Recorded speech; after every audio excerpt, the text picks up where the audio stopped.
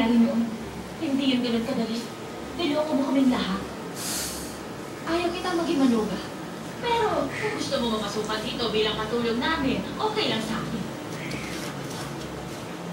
Susunod ka po sa ano. Kahit natulong, ayaw ko. Hindi mo magugustuhan mo. Ganda lalaki. Kapag hindi siya ito rito, magkakagulo rito. Ano ba yung sabihin? Hindi mo ba ako sabihin? Dapat si August. Extra, yan lang mo. Hindi naman ipapalala kung Lalaki, yung extra. Ako nga lahat. pagbalikan sa asawa. Pauna lang ako. Bakit si Angeline ang hinahabol niya? Akala ko sumuko na siya. Lobat Hindi rin. mo paraan para mapalayas si So what? Pero wala akong balak umalis dito. Magtatayo kami ng masayang pamilya ni Marcel at tatanda kami mag-asama pagkatapos. Gagawin ko lahat para mangyari yun. At hindi ako magpapapigil sa kahit na kanino.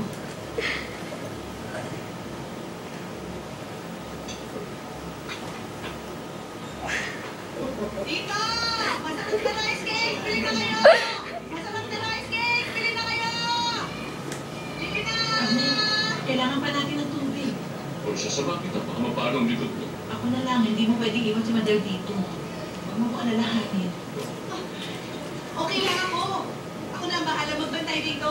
Tinuruan ako magbilang ng pera ni Leo. Oo, sige, babalik kami agad ha. Kaya nagbubulan yung cake ha. Na dapat hindi tumigit sa kantero ha. Oh, Oo. masasarap na rice cakes dito! Anong ginagawa mo rito? Pumunta ako para kay Angeline pero wala pa siya rito.